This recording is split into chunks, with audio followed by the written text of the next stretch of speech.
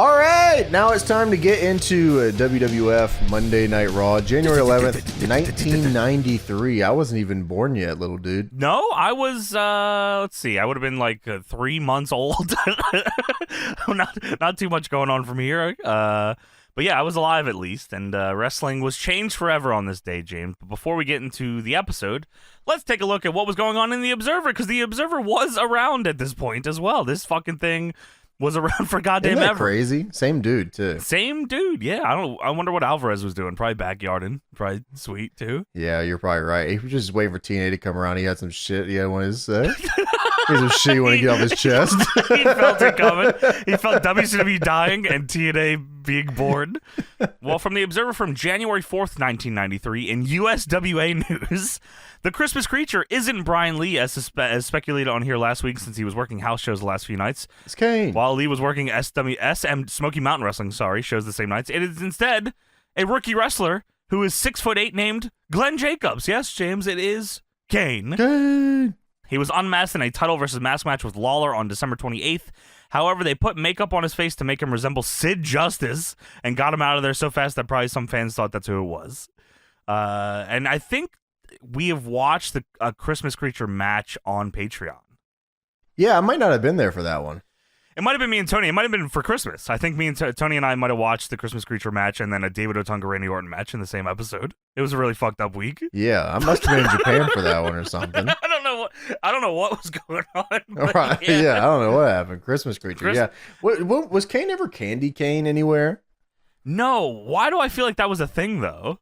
Because I had Candy Cane. I also Universe had mode. Candy Cane in Universe mode. Yeah, where did that come from? I think we just thought that was funny separately. Okay. We weren't friends and we both just thought that was funny. Damn, all right. So yeah, he Christmas Creature he was Isaac Yankem, and then he did a lot of bullshit before he was fucking Kane. He debuted as Angus King. He was also Bruiser Mestino, Christmas Creature. It was Burger King. Burger King. He's a Burger King. You want to see how I can do with this Coke bottle? Whoa! That was a Burger King's gimmick. Dude, Kane was Mike Unabomb. Oh my god. It was probably the Smoky Mountain Midwest Territorial Champion too. Mike Unabomb is crazy. Probably faced off against the Executioners that we saw here on today's episode. I have info on who they are as well. I found out. I knew I could see from their body did you? types. What? Yeah. Okay. All right, we'll I'm get just into that in a kidding. second. I don't know who they are. I was going to say, that isn't fucking impressive. No way. I don't know who these guys are. It was Kane. Yeah, probably. In WWF news, Phil Mushnick of the New York Post had a column that mentioned on December 28th about the Nails incident. Supposedly, I don't know how much you know about Nails' departure from the WWF, do you? He went to jail. He went back to jail. Shoot jail. Yeah. He so he was fired. I thought it was over money, but there seems to be more about this. Supposedly, he filed a report with the police station stating that he pushed WWF president Vince McMahon to the ground after McMahon tried to sexually assault him. Oh, I heard about this. I have heard about this. I haven't heard about this part. I thought it was just okay. over money. Yeah. Supposedly it happened in a locker room in Green Bay's Brown County Expo Center prior to a show. The latest in a string of drug, sex, and child abuse charges against the WWF executives and or employees have been dismissed by a WWF spokesperson as a case of him trying to extort money from McMahon. He was looking for $150,000 that someone from Titan PR said was, according to one WWF source, money he wanted paid in advance for putting Undertaker over every night at the house shows. And the SummerSlam payoff that he was unhappy about was reportedly $8,000. Yeah, I mean, if I had to put Taker over, I want at least every night at the house shows, bro? Fuck that. Yeah, come on, man. Dude, taking the tombstone show on your head. The tombstone was fucked in 93. He Trying did to not take that on your head yes, consistently. Dude, he did not know what the fuck he was doing with the tombstone. He also was afraid to do it crotch style because he was a weird guy. So he would just sideways dump you on your fucking cranium. Dude, and the ring is gnarly in 93. When did they change? You told me that? When did they change that? The ring? I'm not sure. I don't know the exact time they changed it, but it is concrete right now. Andre was bumping on that? Yeah. Well, sure. People were bumping for Andre. Well, sure. Andre was bumping dudes on it. Yeah, you're right. Fair enough. Maybe that's why Yoko never wanted to bump. His gimmick was I don't bump. Yeah, if you're a big guy in WWF at this time, it was probably like, I actually write about that later on. I think it was the Steiner's match. I said, damn, it must be fun to be the Steiners. Holy in 93 shit. WWF. They were going nuts, man. The new Saturday morning television show on the USA Network, which was originally going to be called Slam and Jam, this is WWF still, will be instead named WWF Mania because WCW beat them to the punch and called their record Slam and Jam. They put out an album called Slam and Jam, and WWF couldn't use it for their show. Aw, damn. Dude, we'll talk about it a little later because they do an advertisement for WWF Mania, but do you have any fucking recollection of this show at all? I don't even think I've heard of this. No. I thought it was a WrestleMania commercial at first. That's what I thought too. Yeah. But it seems like it was a show that I was like, for it's a WrestleMania commercial, and I was like, oh, it's a video game commercial, and then I was like, fuck, it's neither of these things, and then it turned out to be a 10 a.m. show or something. Yeah, it was. It went on for like 3 years, supposedly. It was hosted by Todd Pettengill, and I don't know if it was like a recap show. Maybe, I think that's what it was. Like, just another fucking show for them to have. I also feel like I read, I for some reason, maybe I'm wrong, that this episode of Raw aired at 10 a.m. Is that right? That can't be right? Because wasn't it live? They said it was. I don't know what, And they filmed shit outside of the building, and it was dark out, so maybe it wasn't 10 a.m., but maybe it aired 10 a.m. somewhere. But yeah, still. Max Moon was fired, which is strange, considering this show, which was Tom Bork. I thought Max Moon was Conan. Yeah, I think it is. I thought so on this show, too, right? I'll jump ahead here. So on this one from the 4th Observer, it says he was fired. They don't know why he was fired, but he's contractually prohibited from working elsewhere. As of right now. But then on the January 20th Observer, it says that he worked the first ever Monday Night Raw taping on January 11th, which shocked most of the wrestlers when they saw him in the building. Apparently, the story behind all this is that there's personal problems between Tom Borick, who was Max Moon at the time, allegedly, and another wrestler, and the other wrestler seemed to have been told that it was all settled and Borick was fired, but Borick was never told he was fired. But everyone assumed he was fired. He was pulled from all his dates, both current and future, had his knee scoped, and missed the past 2 sets of television tapings with everyone under the assumption he was gone. Anyway, he was brought back to put Shawn Michaels over on TV, and supposedly will be back on the road at least some dates. But I swore it was Conan on this show. No, I guess it was Paul Diamond. That's who Tom Borick is? Yeah, the Max Moon character was given to Paul Diamond, who appeared as a character on the first episode of Monday Night Raw. Because Conan left in 92, it looks like. After a disagreement with Vince McMahon. Oh, so it was given to Conan? Or from Conan to this guy?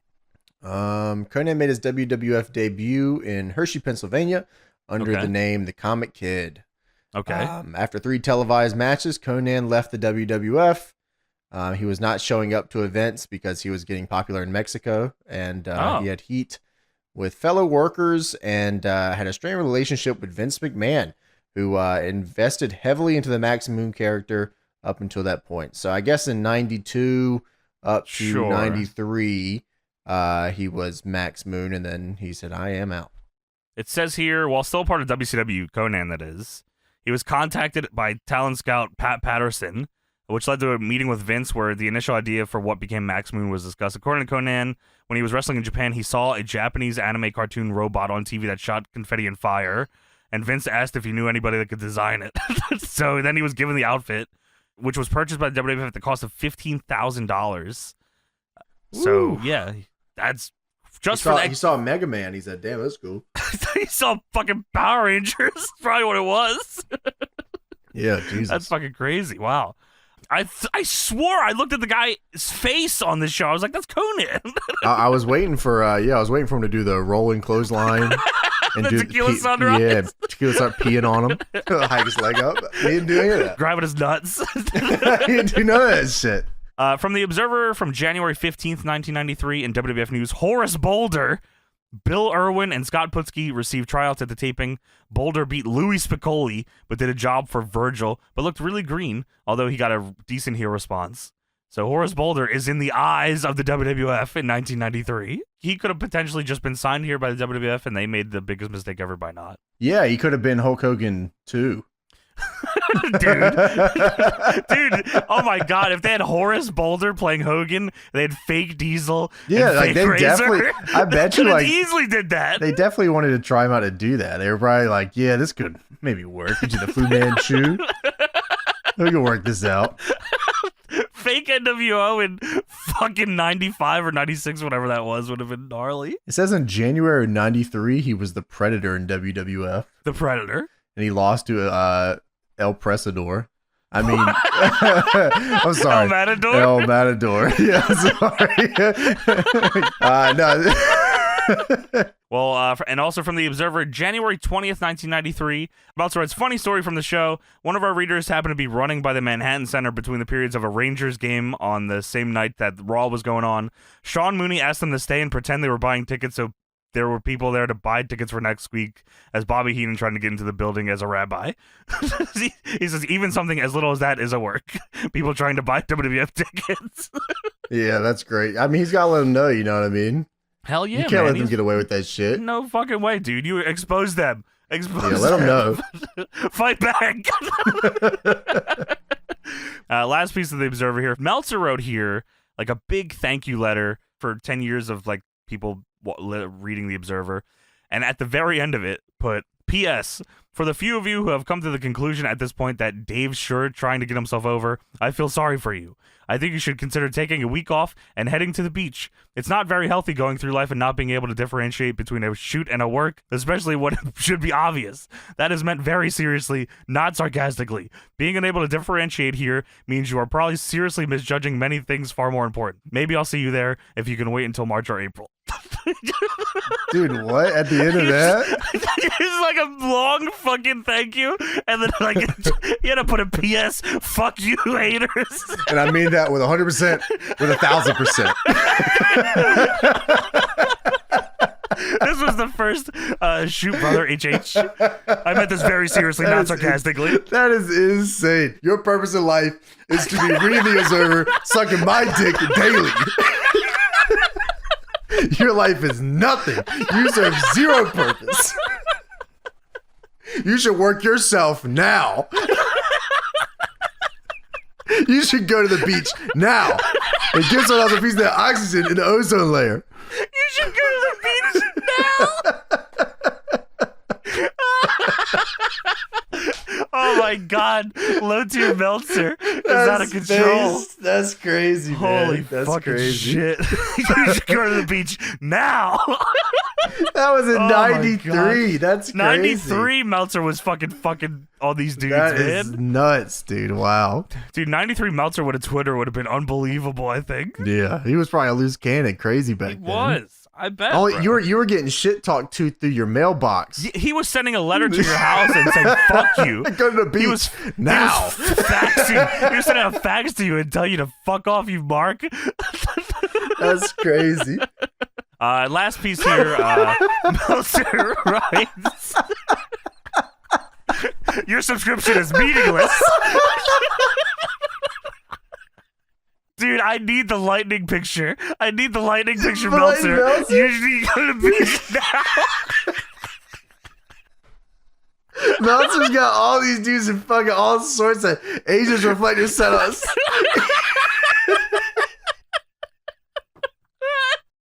Oh my god. Dave Meltzer. Oh my god. Fucking busting matrix juice all down your throat is crazy. Holy.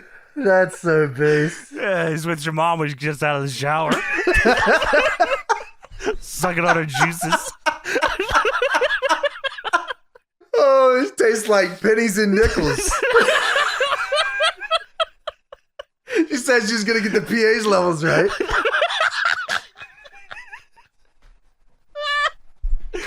Holy fuck. Dude, that's what the Observer needs. That's Alvarez, crush your skulls.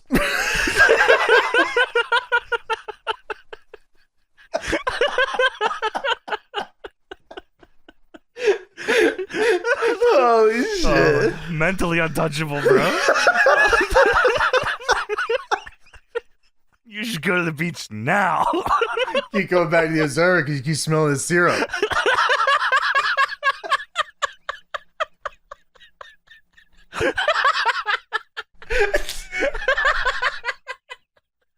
is it for the Observer. Now it's time to talk about the first ever episode of WWF Monday Night Raw. All right, now it's time to get into the actual episode, Monday Night Raw here, January 11th, 93. We are in the Manhattan Center. But first, we're in the streets of New York City with Sean Mooney. Who? Sean Mooney. Who? Sean Mooney. Who the fuck is Sean Mooney? Sean, I don't know. You know what? I actually don't know who this is. Sean Mooney. He was just around. That's all I know of him from, just being around this time. I don't know how long he's around in WWF, but I know he's not Todd Pettengill, and that's who I was looking for. That's who I thought was going to be out here. Well, also out there is Bobby Heenan. Bobby Heenan's trying to get into the building, and Sean Mooney stops him, and Heenan says, I'm going in there. And Mooney says, you were replaced. You are not going in there. Dude, you were not going in there. And he says, replaced by who? And Mooney says, Rob Bartlett. Who the fuck is Rob Bartlett? I still don't know. I think he's supposed to be professional funny man, from what his commentary seemed like. He was a bit guy? I think so. It sounded like it on the damn show, I'll tell you that much. Oh, yeah, I guess he's an American comedian. I was going to say but he's still alive. Good for him. He gained widespread fame on the radio show Imus in the Morning. Don Imus? Don Imus. Don Imus. Big fucker. What the fuck was he doing on WWF? They had like a deal with Don Imus, I'm guessing, or like because they do put over Don Imus later, so I imagine it was just something maybe like Don Imus was probably super over in New York at the time, so they wanted somebody from the New York area to be on the show. But him and Sean Mooney. Sean Mooney was dude. Sean Mooney gets more airtime than like anybody on this fucking show. You know what's funny is Bobby Heenan is on like the what was it, Sunday morning broadcast for WWF or something. Yeah, that's was it Superstars or whatever? Something like that. Yeah, or All-Star Wrestling or something. Or sure. Yeah. But yeah, so I was like, you still can't get in the building. Tickets are over there, buddy. Well, he couldn't even get tickets because it's sold out. Heenan says, I don't care about Rob Bartlett. This is Raw. I'm gonna host it. I can buy a ticket. And Sean Mooney says, there's no seats left. They're jammed to the rafters in here. So Bobby Heenan not allowed into the building, and he somehow wasn't aware of this. Dude, this is like one of my dream arenas to run. What a cool fucking place. And every time I see this arena now, I just remember when they did the Raw anniversary and did 2 shows, and one of them was here, and they did nothing there. Oh, it sucked. And everyone was pissed. Yeah, they should be fucking pissed. I always think of the ROH shows. That's what I think of when I think of the Manhattan Center. I actually don't think of WWF at all, which is, I guess, weird. I guess it is weird. But no, I think of the ROH shows. They were hot. They were fucking fantastic. Yeah, dude. Yeah, man. And I'd love to see the Manhattan Center. It's very different on the WWF ones because it's not all blown out and fucking audio's crazy, and the lights actually work on the WWF one. Yeah, you're right. Well, now it's time for the woo. Macho Man Vince McMahon and Rob Bartlett. Yeah, I almost forgot his name. Sean Mooney. The Raw intro, I feel like, only showed Razor and Bret Hart. Well, those are the 2 over guys. That's the title match at the pay-per-view. I was like, damn, nobody else is here? Just 2 guys? All right, no problem. That's cool. Gee, I hope this Razor guy wins the WWF title eventually. Whoops. Sorry about that. Sure thing. Welcome, everybody, to Monday Night Raw. It's very WCW. Standing in front of the crowd, not at the desk yet, and all that shit. It felt very like WCW style. Vince is super in Vince voice here, by the way. I guess as a commentator he always was, but this is like even more than usual. Yeah, I have no idea how he was doing this. I guess he wasn't a commentator for like too long, but like. Yeah, that's a lot of stuff to put on his plate here. Yeah, and like, it's his show and he's out there fucking commentating it. Like, how do you run the show? I guess he just had such a good crew. Yeah, he had such a good crew. Money. Bunch of money, yeah. Yeah. Dude, could you imagine? He started the WWF with $1 million. Like, he had $1 million already. Could you imagine starting a Fed with $1 million? Like nowadays? Yeah, I was gonna say nowadays starting $1 million. Like, no, I could not. Yeah, you take the whole game over in like just 6 shows. Dude, it's unbelievable. Well, it feels like everybody has a fucking $1 million anyway, so who knows? Yeah, you're actually right on that one. Rob Bartlett says they're going over the card for the show, of course, and Rob says, "Oh, there's a great match. I can't wait to see Vince. Koko Ware versus Yokozuna. The guy that's got the diaper thing going up right down the middle between the Dead Man's Land and No Man's Land.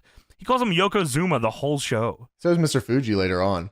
Dude, I wrote that down too. I thought I was being gaslit. I was like, dude, am I fucking crazy? Is his name not Yokozuna? Well, there's to figure it out, you know. He got a lot going on. You know, yeah, they're figuring it out. Come on. He's undefeated here. Well, they figured it out pretty soon. He hasn't really got a big push yet. No? I don't think so. Yeah, maybe you're right. Okay. Yeah, I think they're just starting to give him that push. Okay. But still. Yeah, you're right. I mean, his name is Yokozuna. We know that. You're going to push anybody, get his fucking name right, yeah? They fucked somebody else's name up later, too, that was pretty egregious. Well, we have Koko B. Ware versus Yokozuna, the Birdman Koko B. Ware. He's out here in the pink and green. No bird. Yeah, no bird because he's losing, big style. And no moves.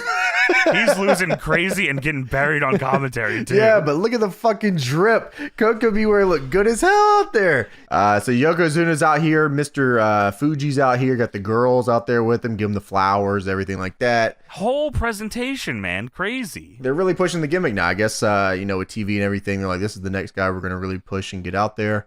Well, they made sure to make a joke of him on commentary. Well, that was Rob Bartlett. Well, Macho Man wasn't fucking helping.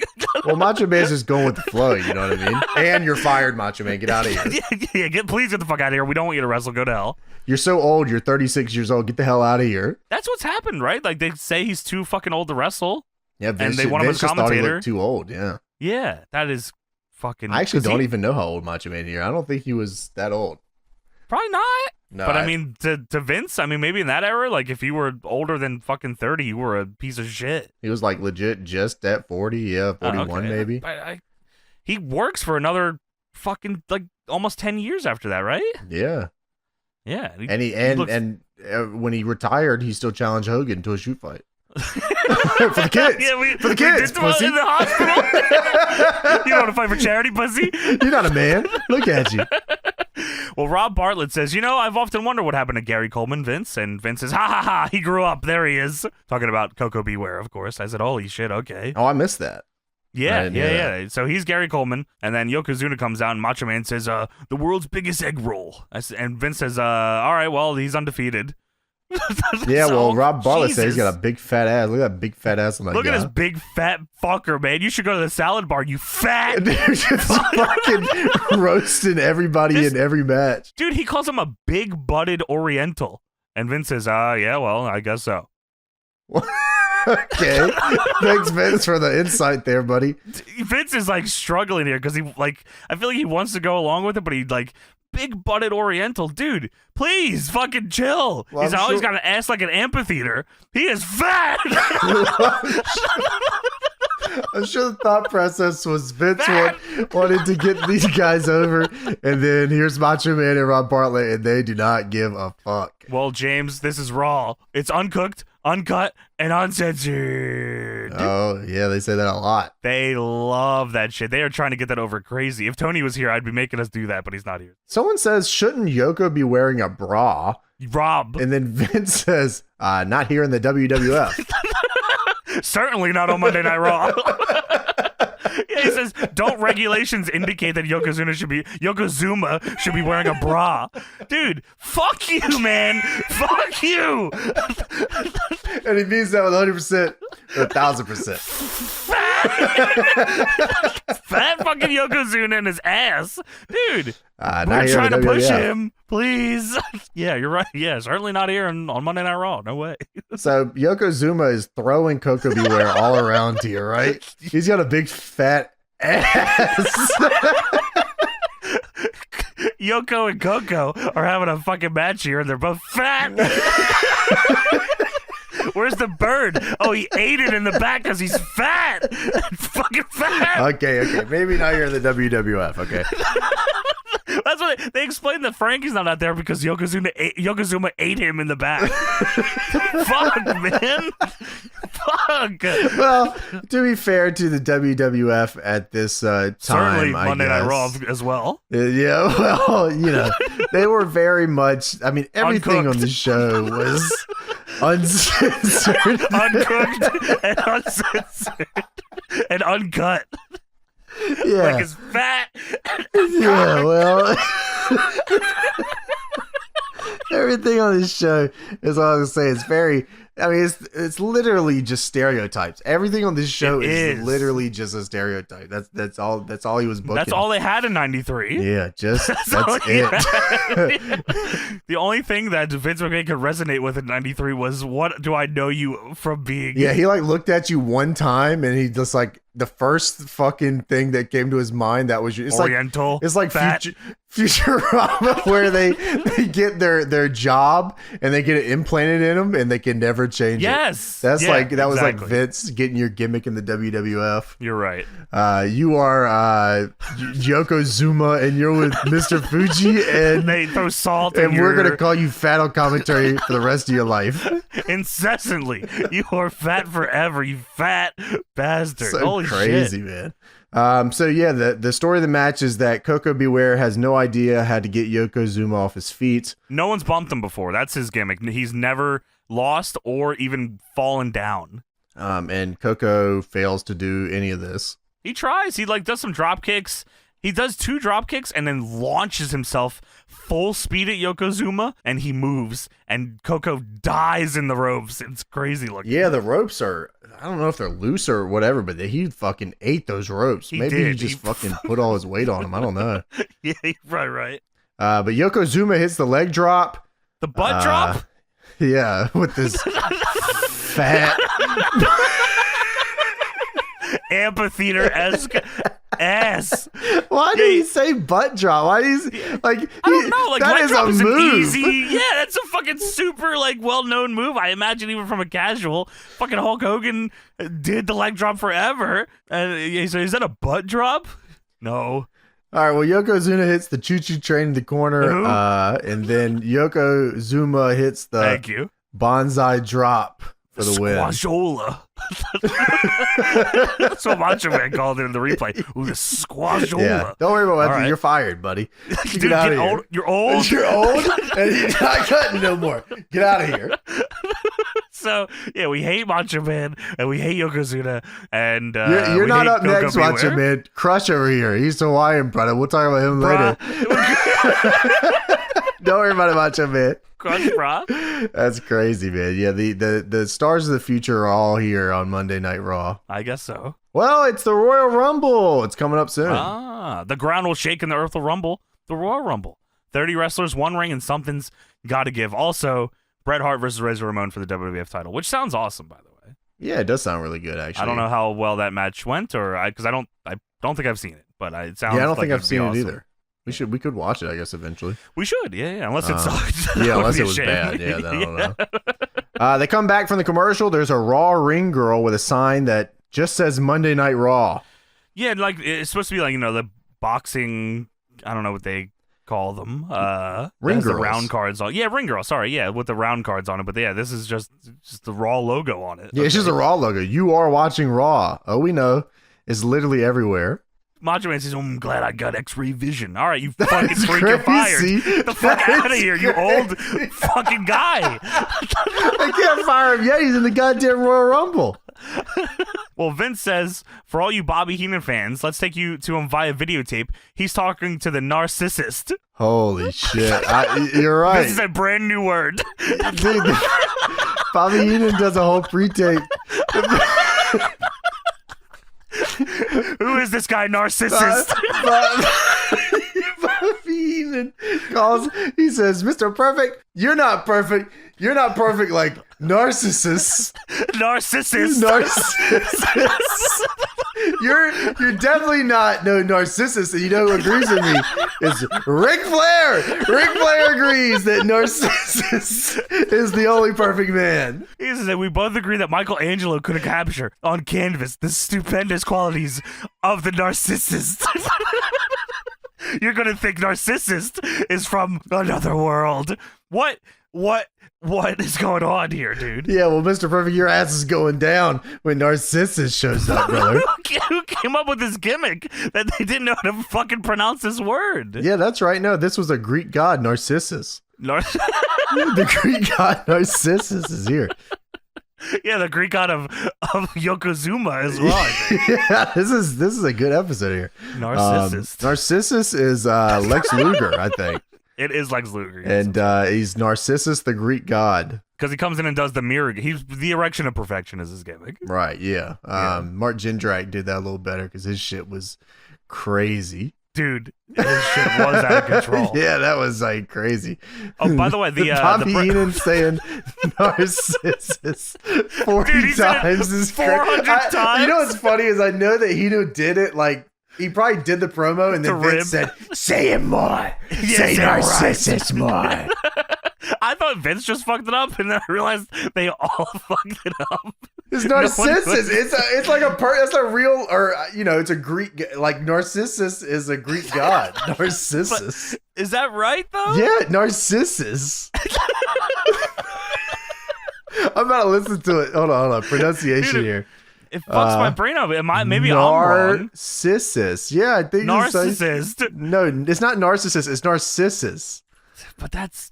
Didn't you hear Bobby Heenan, for God's sake? But he said Narcissus. But he's the Narcissist. No, look at this. This is yes, he is. Look at this. This is his name right here. I just sent it to you. That's not Narcissus. That's not his fucking name. Well, I'll tell you one thing, Mr. Perfect, you son of a bitch. If you think you're more perfect than Narcissus, even Ric Flair agrees. Narcissus is perfect, and he's whoever coming. that might be. I'm not sure that is, actually. Get Narcissus. There you go. So we have the Steiner Brothers versus the Executioners up next. Dude, okay, so on commentary, I thought they were saying that this is the Steiner Brothers versus the Beverly Brothers, but I was like, what the fuck? I just heard Fink call them the Executioners. Brothers. No. Yeah, that's who was under the mask. So actually, glasses emoji, it was Barry Hardy and Dwayne Gill were the Executioners. Dude, Dwayne Gill is a legendary jobber. Gilbert. Dwayne Gill is the Narcissist. And he's coming in. They had to protect him under a hood. Narcissus. He's Narcissus.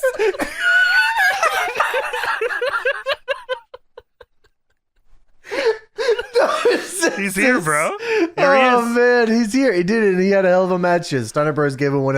If there's anyone that's really giving, it's always been the Steiner Bros. I think well, they're not narcissists. No, either. Never have been. No. Well, the Steiner Bros do come out to a song from the local fair that that you would hear when you're in line for the Ferris wheel, which I thought was cool.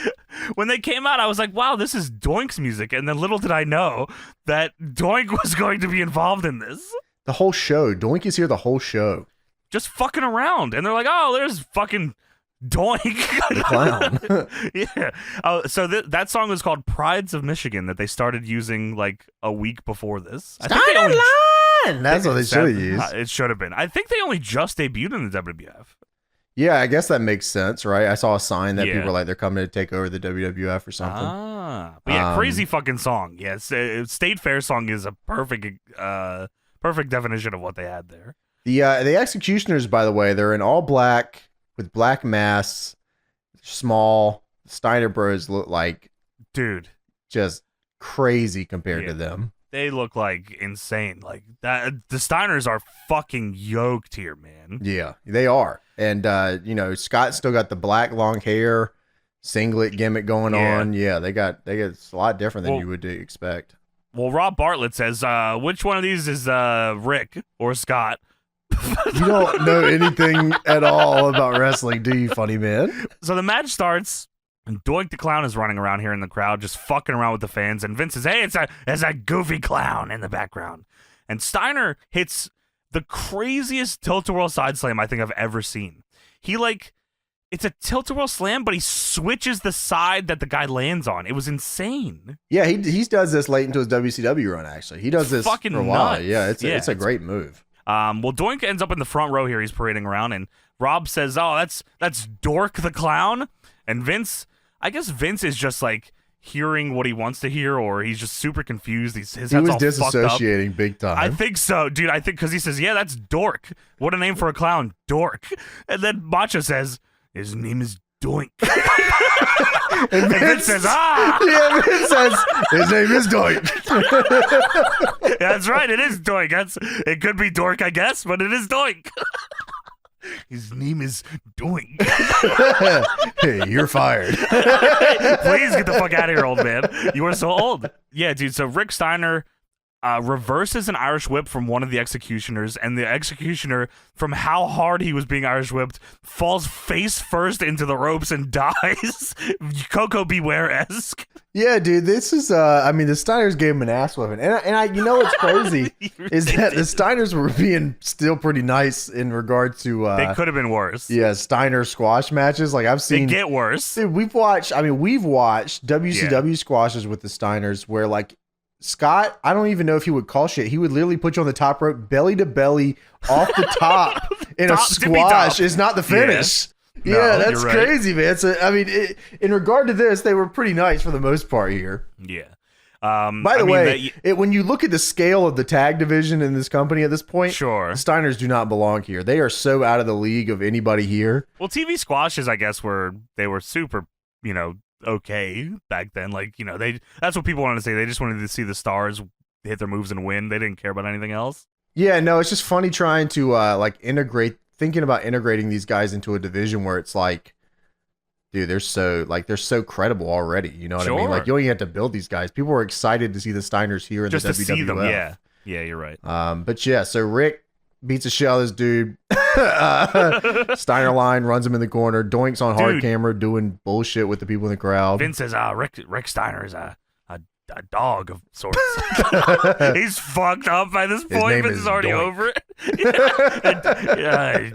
He's Doink. So Rick catches one of the executioners into a slam out of the air national. I always thought that spot was cool. That was cool. Scott with the belly to belly as usual. Oh, the belly to belly looked gnarly too. Yeah, dude, he tossed the shit out of him too. Yeah, it was cool. Executioners tag out. Scott doesn't even let him do a hot tag. He literally runs over to him as he does a tag and kicks him. So when he gets in the ring, he can't do anything, which is super funny, by the way. Scott, awesome. Yeah, double underhook suplex. He grabs him with a double underhook, and he grabs him. He does. Double underhook suplex. It's so down. I love how every move back then they hit the double underhook suplex or something. He fucking fist pump to the crowd. Yeah. Who's a fucking man? Yes, the kneeling like fucking double arm pump. Yeah, that's just so fucking cool. Double underhook suplex into the fucking Steiner Bulldog off the top. Oh, what a sweep. They were super nice on the Doomsday Bulldog, by the way. Yeah, dude, they were. I mean, they were super nice in all regard in this match. Yeah. It was still a beatdown. Yeah, they had to have liked one of these guys because... like I said, we've seen some gnarly ones before. So, well, maybe Vince told him in the back, protect one of these guys because they're going to be the narcissists. It's guys say, oh fuck! I bet working TV, like when you're a star in the WWF at this time, was really fun though. Probably, right? I mean, like you get 4 and you get to do all your shit, and you get paid the same amount as if you were. Yeah, that's like not a bad deal. No way. I mean, and eventually, these guys get contracted too. It's probably even fucking better, especially for these, because, I feel like it doesn't really change, like the style from doing like squashes on TV doesn't change for maybe a year or two after this, right? But you got to also remember, like the deals back then were way different. Like if you were a job guy, like coming in and working a job, you still got paid on a nightly basis. There was no like guarantees or anything at this point. So like, no. Being able to come in and job consistently, just put the fucking mask on and lose, and you make a good payday. And it's like, okay, I'll take that. You know what I mean? Dude, doing a mask job is probably awesome. There was legit at this point, like professional job guys, like guys that they could rely on to come in and lose, and like they would get paid on a regular basis. You know what I mean? Yeah, Dwayne fucking Guild, fucking Marty Garner, like guys like that. Man, Bart Sawyer. Yeah, man. Yeah, those guys were professional jobbers. That's just what and they were cool with it. Yeah, it was a good gig. You know what I mean? You got to wrestle, and you most of the time it was their fucking job. Yeah, you got to be on TV, and you take your loss, and you get to do fucking arm race 4 in the corner, or sometimes at the beginning of matches. Like you get a name card. Yeah, well, you go back to your construction job, and you can say, "You remember when I was on TV?" And they go, "Yes, sir. Yes, sir. That's just awesome. Got the DVD, got the VHS. I got it right here." Yeah, dude. Didn't that guy in the Patreon said his dad got a tape from Mike Modest? Oh yeah, that's right. So like that's the shit that you live for. You know. That's cool. So we go to a pre-tape here. Sean Mooney is now outside with security as Bobby Heenan walks up dressed up as just some woman, man. Dressed up as a woman, and he says that he is Rob Bartlett's aunt. Yeah. He said, my nephew Rob Bartlett's in there, and he's hosting Raw, and I'm supposed to be in there. He's my nephew. And Sean Mooney says, oh, we'll go to Will Call. You probably got some tickets there. And he says, wait a minute. And he snatches the hair off. He says, this is Bobby Heenan. No, wait a damn minute. Holy shit. And Bobby Heenan says, I got to get in there. Let me go. I'll give you $50. So now we have the Razor Ramon Town Hall. So I feel like I've watched a decent amount of Razor Ramon stuff. I don't know how early in this is to Razor Ramon, but I was like, wow, this promo is so weird. Yeah, hey, we're on 3 strike deals from now on. Holy shit. DDP's on 2. Razor, oh my, no. Razor, you got 1 strike, buddy. Yeah, that's what you know that. Dude, this was brutal. It was brutal. Vince McMahon is doing the interview in the ring. Of course, we already talked about it. It's Razor versus Brett. DDP's on 2. Razor versus Brett at the Rumble for the WWF title. Yes. Razor, of course, is the #1 contender, and he says that 45 times in this promo. Here is Razor's cadence. Look at me, Mang. I was born ready. That's really good. That like same speed. If you actually slowed it down a little more, you'd be perfect. The promo there's not many words to it, but it's so long. It's so fucking long. He says, "Hey Hitman, 8.5 years." You know what's crazy? Fucking fun promos all the time in WCW from him. He was a great promo in WCW. I think it was something about the Razor character that like stopped him or something. Like maybe he was still trying to, like you said, maybe he was still trying to figure out the cadence. But yeah, I mean his WCW promos were always fun. Crowd always really reacted to him too. They didn't really care here. Sure. Probably because they couldn't understand him. I'm sure the mic system wasn't very great here, and I'm sure him talking in one word made it hard to, Doink's in the crowd fucking around with everybody, and this guy's saying one word a minute in the ring. You got Rob Bartlett probably calling you all kinds of fucking crazy shit on the outside. You're probably right, man. And I don't know. He might not even be a year into this gimmick, so maybe he still hasn't really figured it out. That's still 1 strike, buddy. So it is. It'll be just the rules. It's the rules. I'm sorry. It's just how it is, So much like the deadlock plus 10 of the night, it's just the rules. You just get what you get. Well, Vince, he says, well, Razor, why did you jump Owen Hart? And it shows B-roll. Honestly, I should say A-roll because it keeps the sound and it moves off the screen. It shows B-roll of him attacking Owen like a cockroach. Like a cockroach, Mang. Yeah, Owen's being interviewed by this dude, and Razor just comes in and gives him like a worker clothesline off a chair. Yeah, that was very nice of him. Yeah, super nice. Stomps him out and hits him with a trash can. He says, "You can't do nothing about it." And Hitman, you know what else you can't do nothing about? You.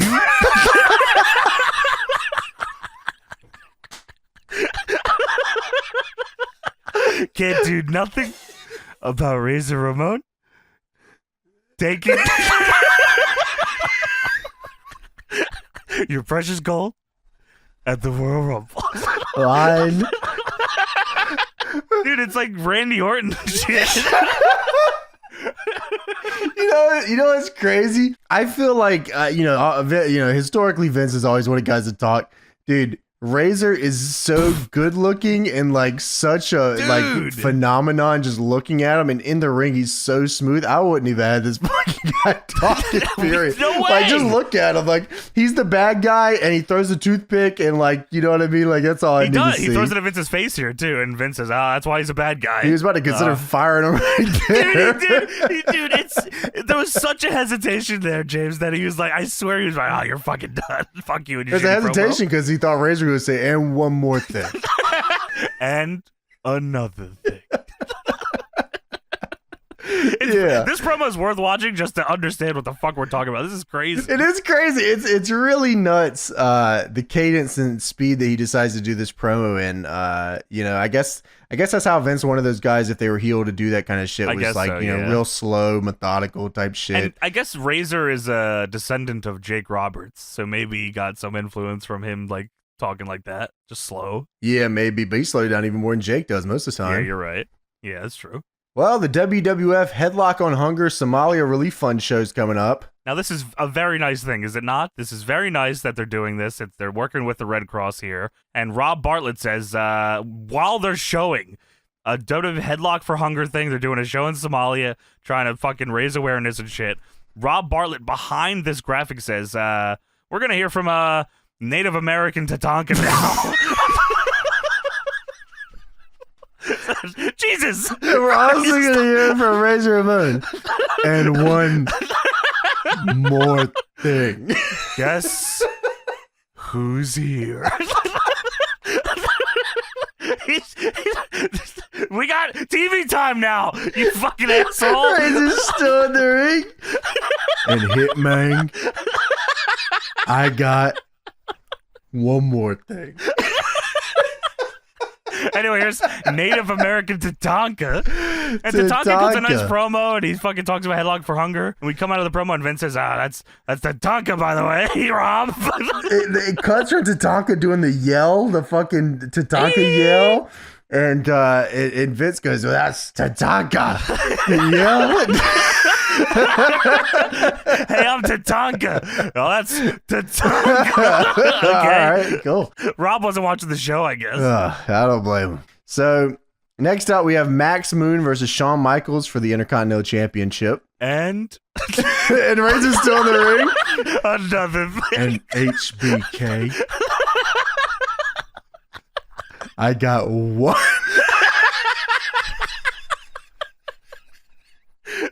Sean's like his friend. He's like trying to drag him out of the fucking ring. Get the fuck out of here, bro. And I got one more thing to say. Shawn comes out to the sensational Sherry version of a song, which is Sean! Shawn! It is fucking insane. Help me! Yeah, it starts off with, I know I'm upset with it. Help me! Sean!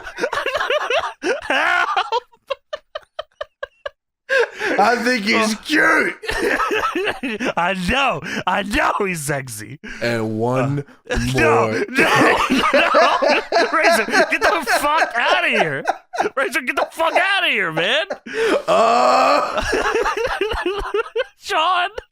Dude, that's fucking crazy. I had the fucking subwoofer on crazy on my speakers while watching this, man. Dude, this is you're so fucking gonna gnarly. get the cops called on you. Sean. This is the fucked up. This is the most fucked up episode of 8th I ever seen. Dude, it only gets worse. Dude, it's so crazy because it's like, Sean, and then Sean comes out looking like Joey Gladstone. This is insane, bro. I couldn't believe we got Joey Gladstone versus Mega Man.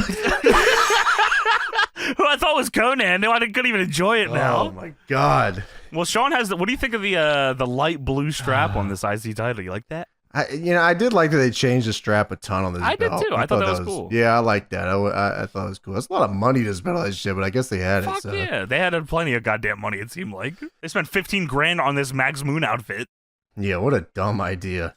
What a dipshit. That's strike one for the WWF. Do you remember any of this match? I wasn't even able to write the match down because of how fucked up the commentary was. Oh my god. Yeah, so I'll let you talk about it because it gets really stupid here in a minute. But what's that mean?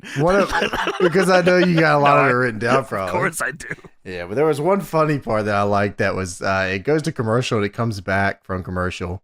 And Rob Bartlett says, "You guys missed it. During the break, Shawn Michaels pulled a knife." And Vince says, no, come on, we're not that raw. Not that raw. Come on now. That's one strike for you, Rob Bartlett. Deadlock one strike? He's only on one? Holy shit. Wow, you fucked with Sean.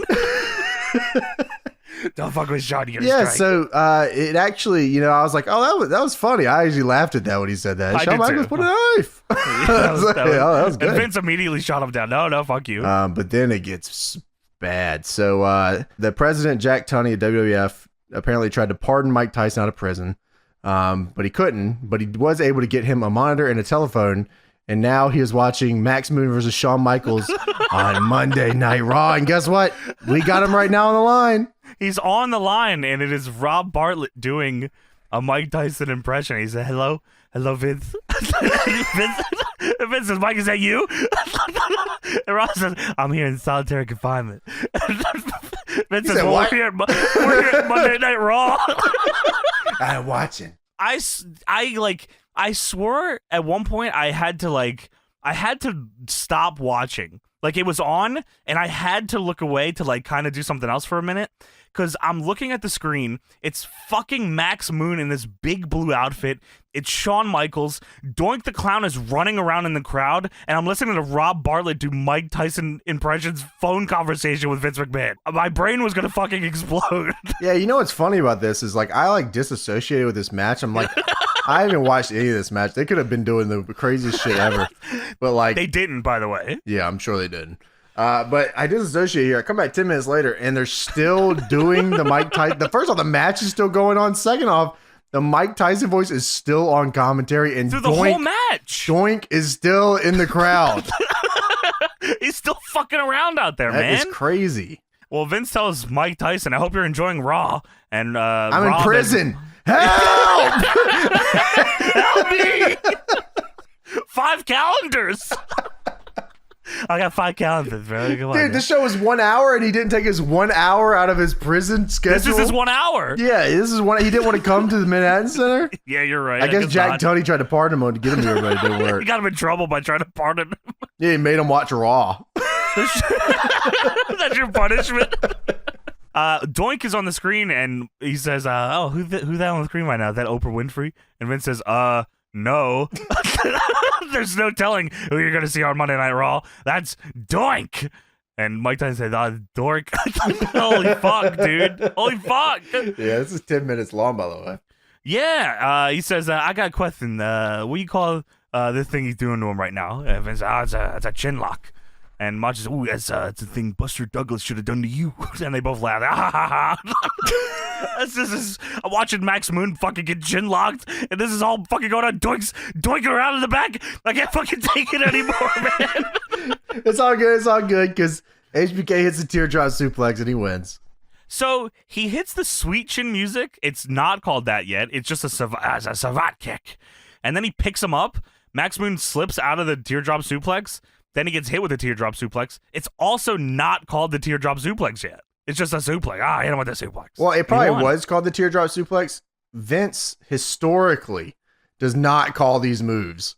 Good. That's a maneuver right there. Yeah, dude, maneuvered out crazy. You're right, yeah. But Shawn wins with the teardrop suplex, and Mike Tyson says, when does Max show his moon, Vince? You're going back to prison, buddy. Stay in prison. Yeah. We're going to pardon you to keep you in prison. I don't know how that works, but you're going to hell.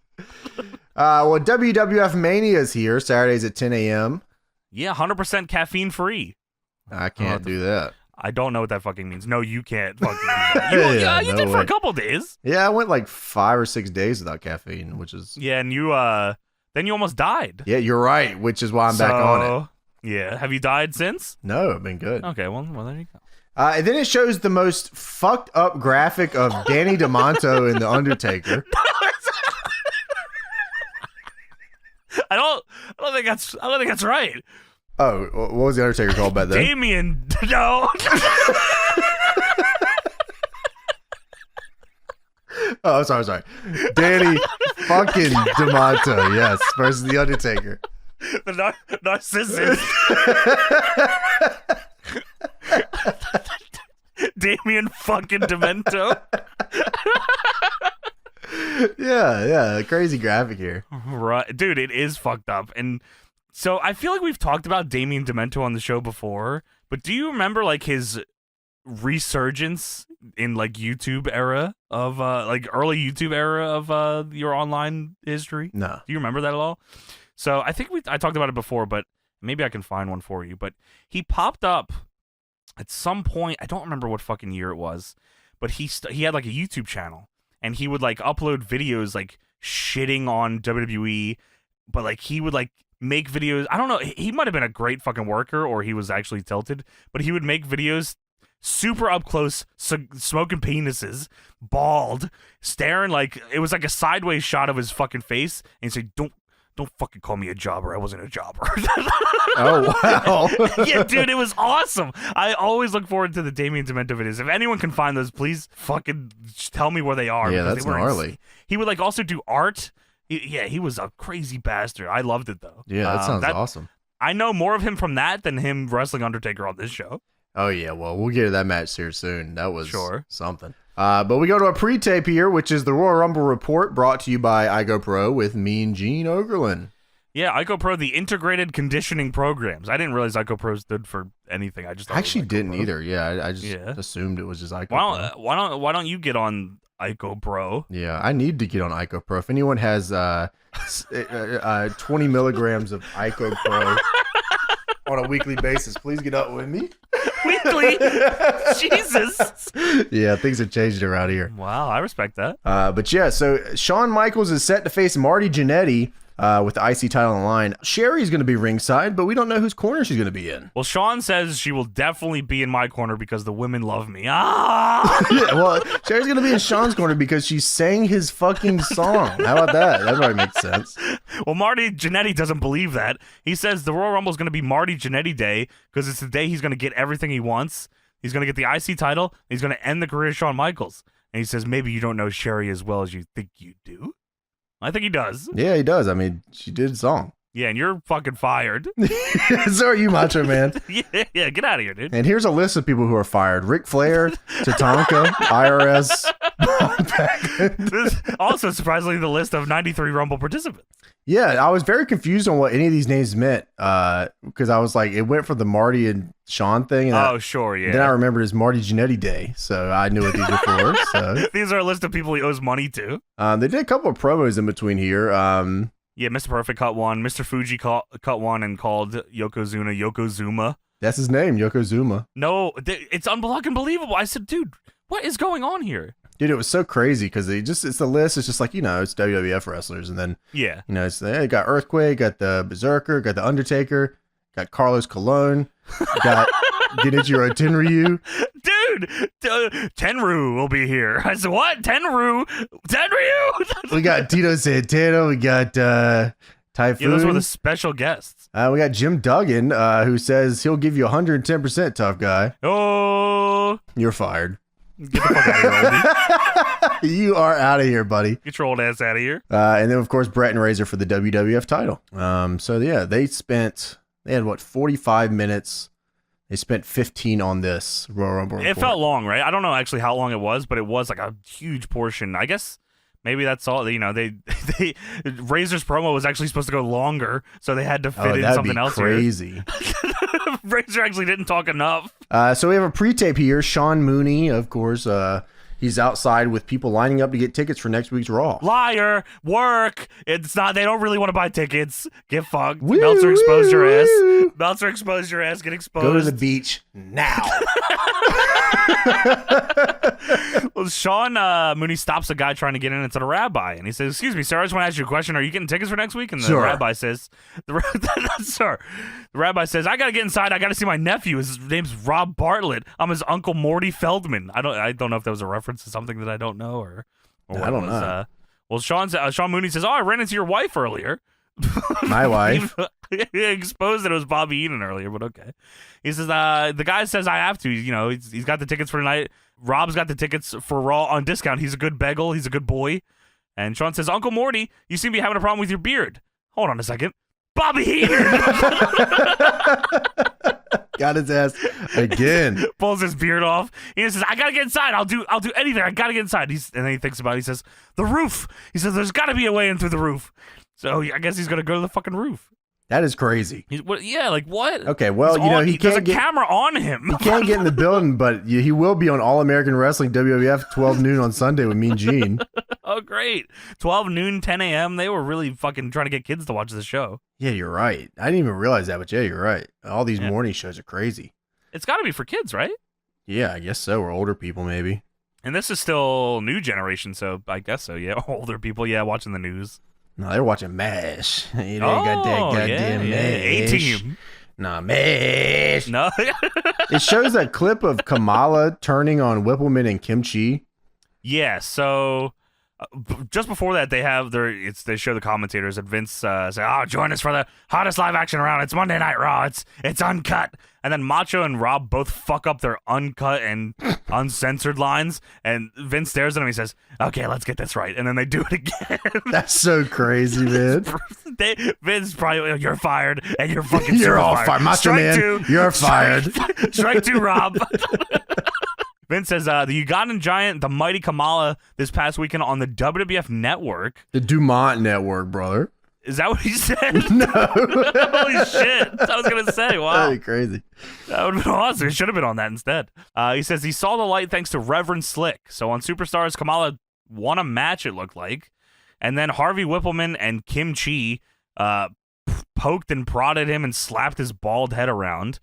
And then they're pushing around. And Reverend Slick comes out, pushes them both out of the way for bothering Kamala.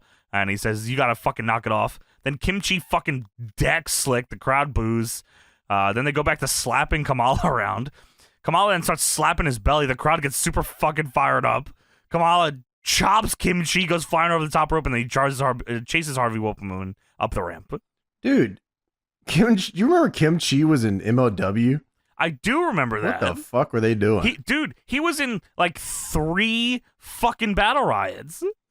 You were there for one of them where he was in it. Yes, I fucking was. That's crazy. Brutal. Yeah, that is.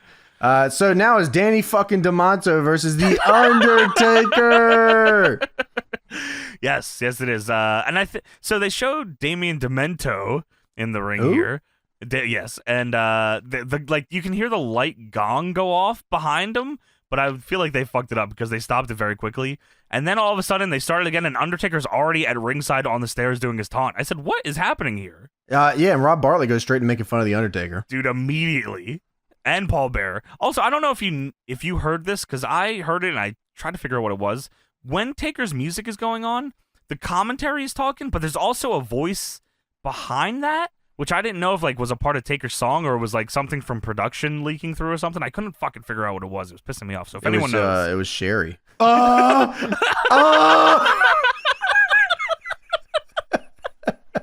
Getting blown out. Yeah, I heard that was that. just on the mic. Yeah. Okay, that's pretty cool. Yeah. Well, the WWF was uncut and uncensored back then. And so was Shawn.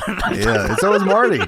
So it's all good. Yeah, I guess so. All crazy. Yeah, so Rob Bartlett says, "Who's the guy with the martini shaker, Vince?" And Vince says, "Oh, well, that's Paul Bearer of the Bearer family. You know him." You know me. Oh? Yeah, so Taker no-sells this guy the whole match. Not a jobber. No, he's not not a fucking jobber. It's hard to be a jobber, man. I'm not a fucking jobber. Oh, sorry. Fuck you. Sorry. Piece of fucking shit. Sorry. He throws some punches at Taker, and that's all he gets. He gets his ass whooped from then on out.